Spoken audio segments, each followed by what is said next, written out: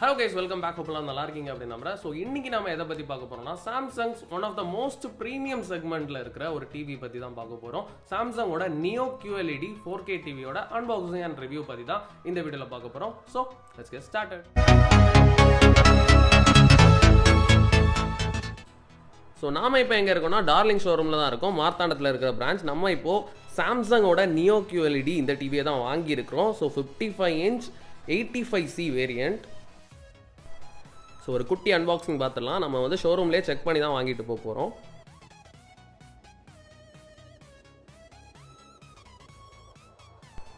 நீங்கள் பார்த்தீங்கனாலே தெரியும், ரொம்பவே ஸ்லிம்மாக இருக்கும் இந்த TV. In fact one of the slimmest I have ever சீன்னு கூட சொல்லலாம்.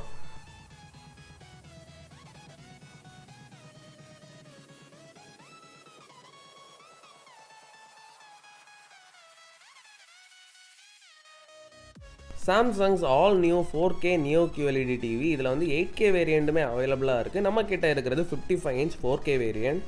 டிஸ்பிளே பற்றி நான் சொல்லவே தேவையில்லைன்னு நினைக்கிறேன். நீங்கள் பார்த்தாலே தெரியும் உங்களுக்கு அந்த கலர் பேலன்ஸாக இருக்கட்டும், அந்த டார்க்னஸாக இருக்கட்டும், அந்த வீடியோ குவாலிட்டி ஓவரால் பேலன்ஸாக இருக்கட்டும், ரொம்பவே சூப்பர்பாக இருக்குது. ஸோ இப்படி இருக்கும்போது what is the basic difference அப்படின்ற ஒரு கேள்வி வரும். ஸோ ஒரு LED டிவி ஒருத்தங்க வாங்குறீங்க, ஒரு LCD வாங்குறீங்க, ஒரு QLED வாங்குறீங்க, நியோ QLED வாங்குறீங்க, OLED வாங்குறீங்கன்னா இது எல்லாத்துக்கும் பேசிக்கான டிஃபரன்ஸ் என்ன இருக்கு அப்படின்னு தெரியணும்ல. சோ அத பத்தி பார்க்கலாம். இப்போ it all started with our basic TVs அப்படின்னு சொல்லலாம். சோ பேசிக்கா CRT டிவிஸ் இல்ல பிக்சர் டியூப் டிவிஸ் அப்படின்னு சொன்னா தெரியும், பெரிய டப்பா மாதிரி இருக்கும். எல்லார் வீட்லயும் இது ஒரு காலத்துல கண்டிப்பா இருந்திருக்கும், ரொம்பவே பாப்புலரா இருந்துச்சு.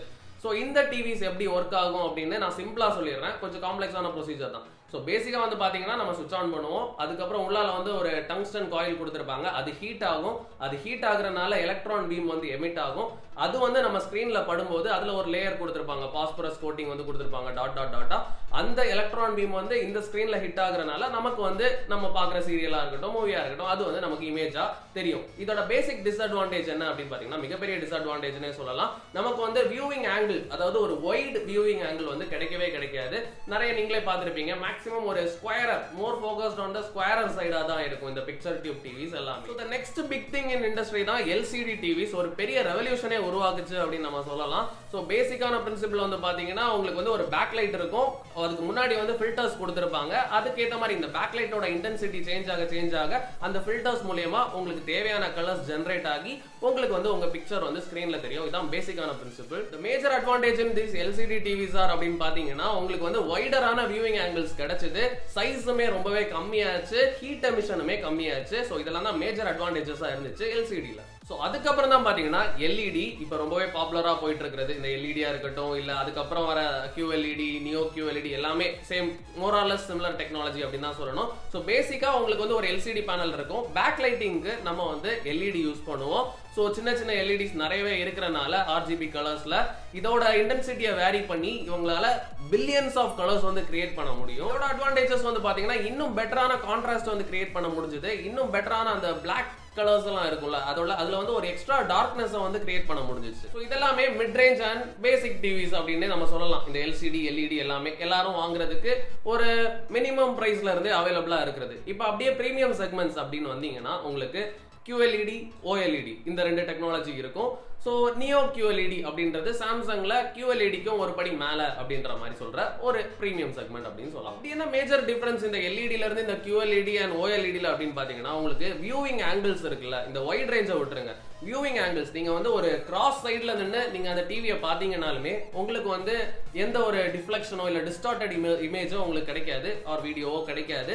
உங்களுக்கு அந்த வியூவிங் ஆங்கிள் நீங்க எங்க இருந்து பாத்தீங்கன்னாலுமே நல்லா இருக்கு அப்படின்ற மாதிரி இருக்கும். ஸோ பெட்டர் கான்ட்ராஸ்டா இருக்கட்டும், HDR இருக்கட்டும், இல்ல இன்னும் சொல்ல போனா ரொம்பவே ஸ்மூத்தான டிரான்சிஷனா இருக்கட்டும், நிறைய ரெஃப்ரெஷ் ரேட் கொடுக்க முடிஞ்சது இதுல. ஸோ இது மாதிரி இதெல்லாமே பிரீமியம் செக்மெண்ட்டுக்காக வச்சிருந்தாங்க. அதுவும் இப்ப வர பிரீமியம் டிவிஸ்ல வந்து பாத்தீங்கன்னா உங்களுக்கு 4K அப்ஸ்கேலிங், அதாவது ஒரு பழைய movie, for example consider a movie released in around 1980s 1990s, you can upscale it to the current 4K version.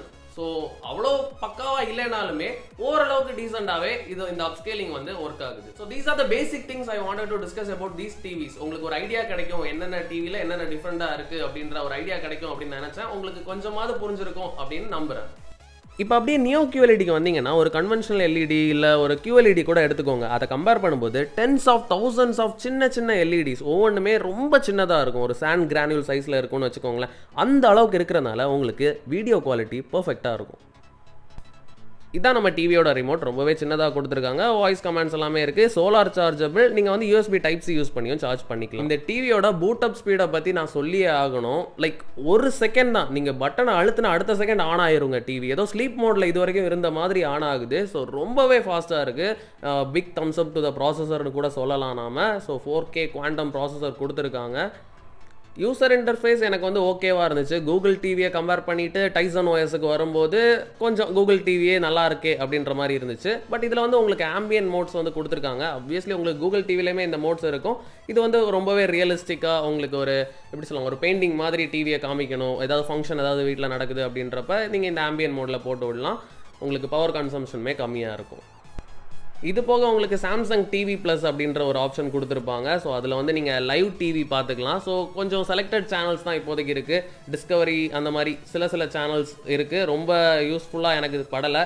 Obviously Indian யூசர்ஸுக்கு ரொம்பவே யூஸ்ஃபுல்லாக இருக்குமா அப்படின்னா எனக்கு தெரியல. எனக்கு பர்சனலாக அது அவ்வளோவா பிடிக்கல அப்படின்னு சொல்லலாம். ஆப்வியஸ்லி உங்களுக்கு டால்பி அட்மாஸோட சப்போர்ட் இருக்குது. 60 வாட் ஸ்பீக்கர்ஸ் கொடுத்துருக்காங்க. சவுண்ட் குவாலிட்டியுமே ரொம்பவே நல்லா இருந்துச்சு. இது போக இருக்கிறதுலே ப்ரீமியமான ஃபீச்சர் 4K அப்ஸ்கேலிங்கும் உங்களுக்கு கொடுத்துருக்காங்க. ஓகே கைஸ், அவ்வளோதான் இந்த வீடியோ. ஹோப்ஃபுல்லி உங்க எல்லாருக்கும் இந்த வீடியோ பிடிச்சிருக்கும் அப்படின்னு நம்புறேன். இந்த வீடியோவில் நான் ஏதாச்சும் மிஸ் பண்ணேன் அப்படின்னு நினைச்சீங்கன்னா நீங்கள் தாராளமாக கமெண்ட்ஸில் சொல்லலாம். இல்லை இன்னும் டீட்டெயிலாக உங்களுக்கு இந்த டிவி பற்றி தெரிஞ்சுக்கணும் அப்படின்னாலும் நீங்கள் தாராளமாக கமெண்ட்ஸில் சொல்லலாம். நான் அதுக்காக இன்னொரு வீடியோ ஸ்பெசிஃபிக்காக போடுறேன். ஸோ இப்போதைக்கு இவ்வளோதான் இந்த வீடியோ. ஹோப்ஃபுல்லி உங்க எல்லாருக்கும் இந்த வீடியோ பிடிச்சிருக்கும் அப்படின்னு நம்புறேன். பிடிச்சிருந்துச்சுன்னா லைக் பண்ணுங்க, ஷேர் பண்ணுங்க, கமெண்ட் பண்ணுங்க. நாளைக்கு உங்களை இன்னொரு வீடியோவில் சந்திக்கிறேன். பாய்.